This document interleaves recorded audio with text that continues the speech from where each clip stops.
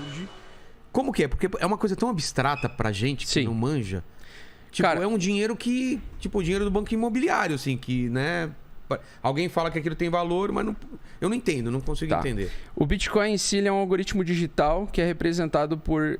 que é fracionário. Isso assim, o algoritmo digital já para mim já confunde. Ele é um código de 256 bits. De 256 bits que é emitido...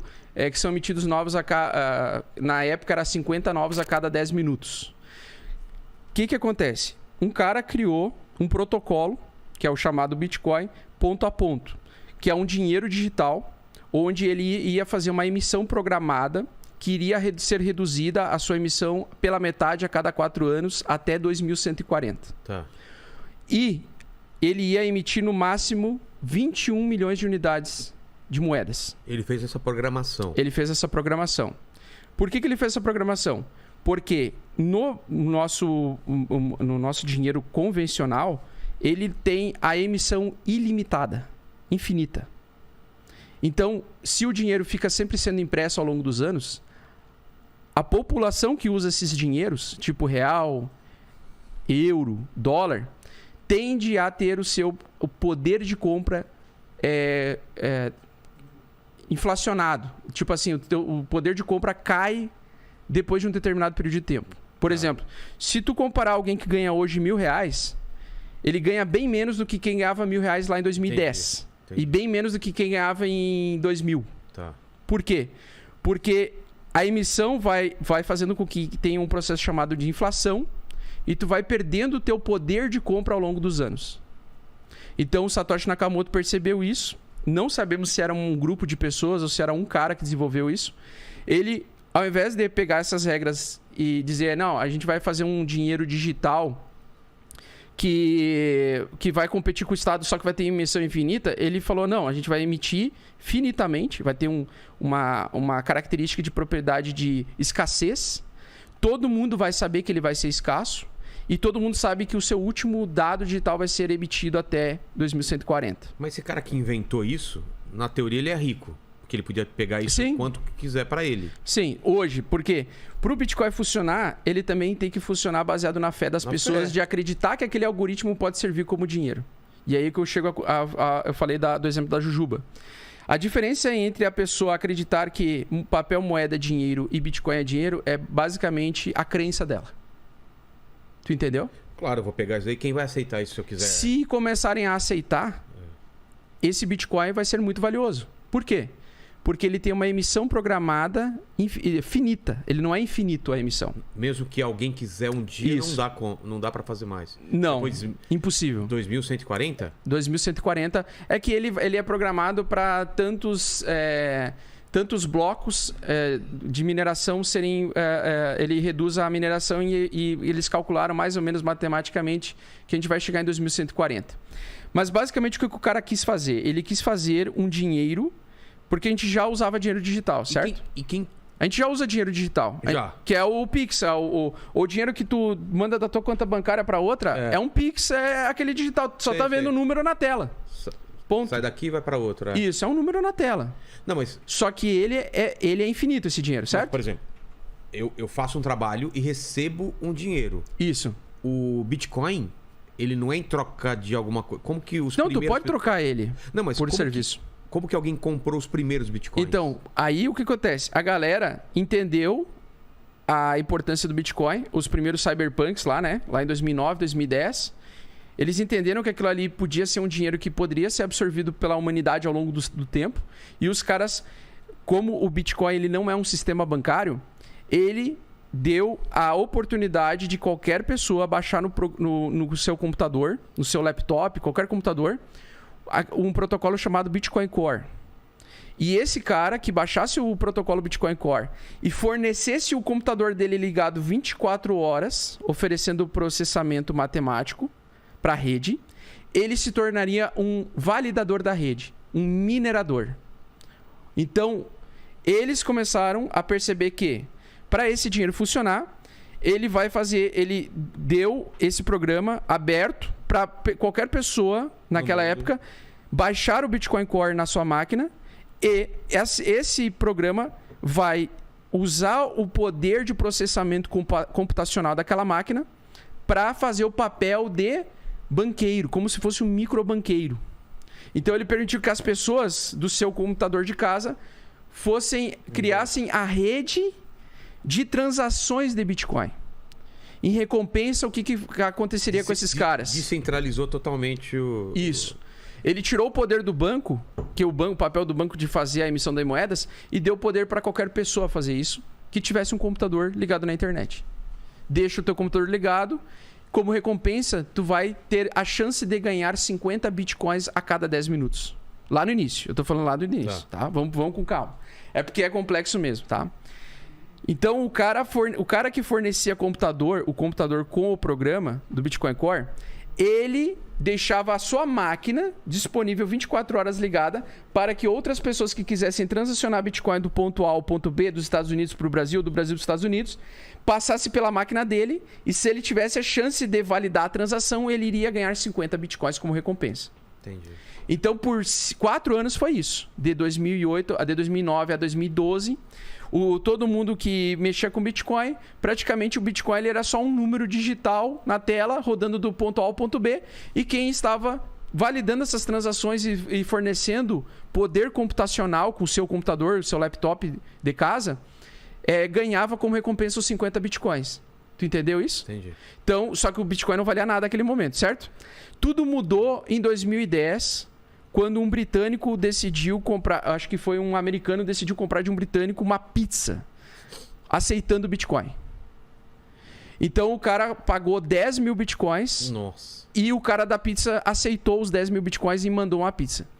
Naquele momento, foi a primeira atividade que alguém considerou o Bitcoin, levou fé que o Bitcoin poderia ser usado para comprar uma pizza. Ou seja, foi o primeiro momento na história que alguém usou aqueles dados digitais, que era o Bitcoin que ainda não valia absolutamente nada de valor, de mercado. Para dar uma coisa... para receber um serviço. Tu entendeu? Hoje em dia vale quanto, mais ou menos, 10 mil Bitcoins? Isso. Não, mas a gente vai ainda nessa. Só para ter uma ideia. Hoje um Bitcoin custa 240 mil reais, eu acho. O quê? 2,4 bilhões uma pizza. O cara que vendeu a pizza por 10 mil Bitcoins... Isso. Se ele guardou esse dinheiro, esse Bitcoin... Se tivesse guardado, ele teria 2 bilhões hoje. 2 bilhões de... Então, por que aconteceu isso? Desde aquele momento do cara aceitar a pizza, foi o primeiro momento de fé que a gente teve de utilizar o Bitcoin como dinheiro. Porque alguém aceitou comprar pizza. Pô, agora tu pode usar Bitcoin para comprar pizza. Só que, seguido desse exemplo, outros começaram assim, cara... eu te levo de carona e eu aceito Bitcoins em troca. Eu aceito 500 Bitcoins para te levar do ponto A ao ponto B. Daqui a pouco começou aquela comunidade pequena a crescer, as pessoas começaram a entender. E aí as pessoas pensaram assim, porra, eu tô usando um dinheiro digital sem passar pelo banco e sem passar pelo governo.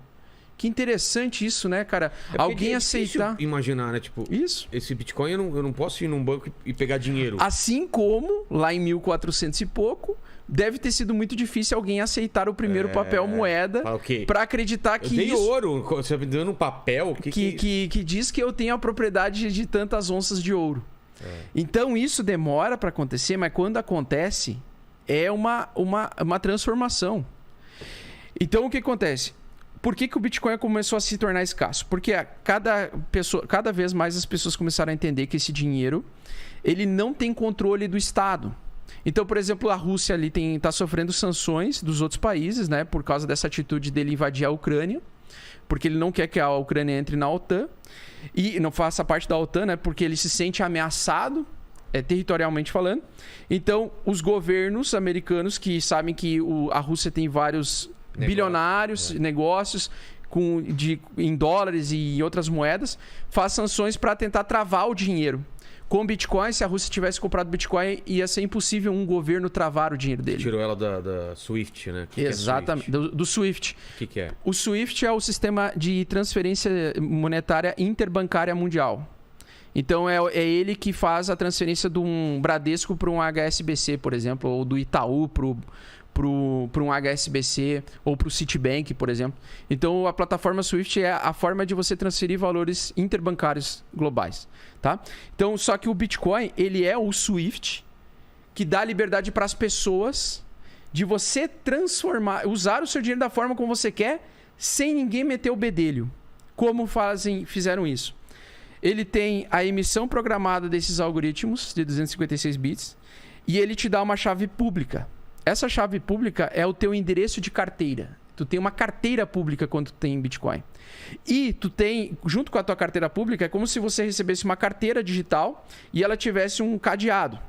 E só quem tem aquela chave pode acessar aquele cadeado para abrir aqueles fundos daquela carteira. Isso tudo fica dentro da blockchain. A blockchain é uma base de dados que registra todas as transações do ponto A ao ponto B.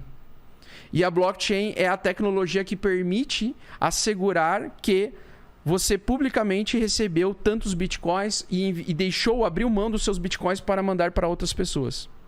Tá? Então, tu tá entendendo mais ou menos isso? Tô.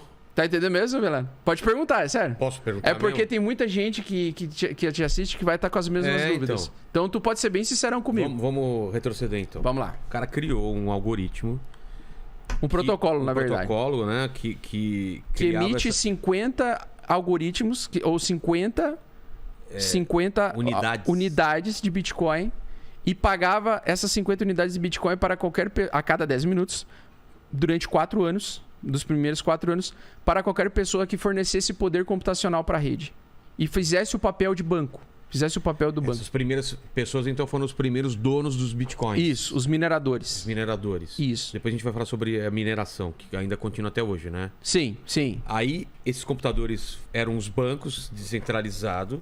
As pessoas começaram Não é que eles eram banco, eles eram tipo nós de rede. A gente. Ele era de qualquer pessoa. Qualquer pessoa que colocasse um computador e instalasse o Bitcoin Core. Aí ele deixava a maquininha para todo mundo passar pela máquina dele e aprovar a transação. A máquina que faz a transação ou não, a aceitação de enviar o dinheiro do ponto A ao ponto B. Entendi. Entendeu? Entendi. E aí, quando as pessoas começaram a comprar e fazer negócios com... E baixar o Bitcoin Core. Aí começou a funcionar isso. A Bitcoin nasce quando? Que ano que foi? Ele nasceu em 2009, ali em 3 de janeiro de 2009, se eu não me engano, que ele foi a primeira transação. O white paper foi em novembro de 2008. O que é o white paper? O white paper foi o papel que eles colocaram num fórum de Cyberpunk explicando o que é o Bitcoin. Então, mas o criador, o nome do cara? É o Satoshi Nakamoto. Cadê esse cara? Ninguém sabe quem é ele. Ninguém sabe quem ele é. Ele pode ser um... Ele pode ser um cara que já morreu, muita gente acha que é o Hal Finney, que já morreu, que era um cara que era bem libertário e manjava muito de criptografia.